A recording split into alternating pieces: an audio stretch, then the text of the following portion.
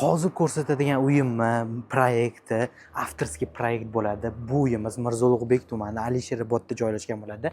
Narxiga keladigan bo'lsa, boshida aytib o'taman. Narxi $310,000 deyilyapti. Fasadiga e'tibor berasizmi?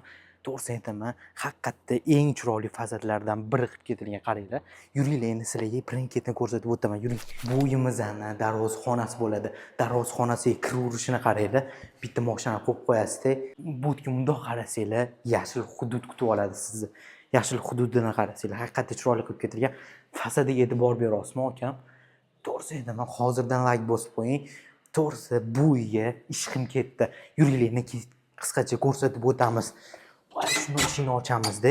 Uyimiz 2 qavatdan iborat bo'ladi. Birinchi qavati, bu birinchi qavatga e'tibor beringlar. Birinchi qavatga shuni kirganinglarda bu yerda oshxona kutib oladi, qaranglar. Oshxonasiga e'tibor bersanglar, oshxonalari ham haqiqatda premium kачествоda eng zo'r materialni ishlatib ketilgan, to'g'risini aytaman. Bu ham chiroyli. Mana bu aboyga e'tibor beryapsizmi? Bu aboyi uncha joyda ko'rmaysizlar va eng sifatli baland aboylardan biri. Bu yerda mehmonxonasi bo'ladi. Mehmonxonasini bitta ko'rib oling.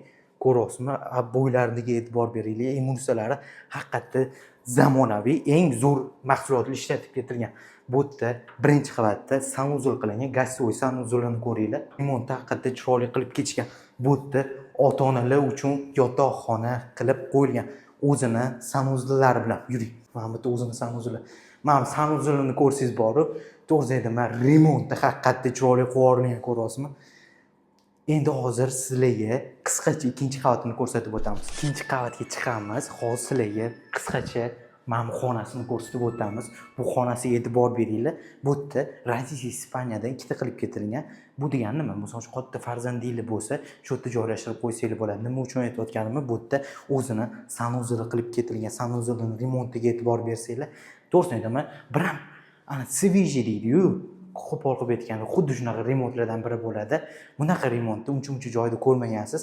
Hozirdan rak bosib qo'ying. Inshaalloh hammamizga bunaqa uylar nasib qilsin deb kursanglar. Bu ikkinchi qavatda общий sanuzul qilib ketilgan. Bitta sanuzulni ko'rib oling. Rangiga juda ham chiroyli qilingan, skromniy variantlardan biri bo'ladi. Bu yerda endi детский spalnya qilib qo'ysangiz bo'ladi yoki общий bitta garderob xona qilib qo'ysangiz bo'ladi. Rangiga e'tibor beryapsizmi? Green rangi. 2019lar bo'lsa, adashmasam shu 2019lar yoki 2021lar juda ham hit bo'lgan ranglardan biri bo'ladi. Bu yerda men xonasiga e'tibor bering. Bu xonani men o'zimga ham yoqib qoldi. Rangiga e'tibor beringlar. Детский spalnya qilingan bu yerda ham. Men aboyiga e'tibor bersangiz, juda ham chiroyli rang qilib ketilganda, yorug' bo'lib turibdi. Svetli yoqib qo'ysa ham yorug' bo'lib turibdi. Ya'ni xona qilib qo'yishgan, ko'ryapsizmi?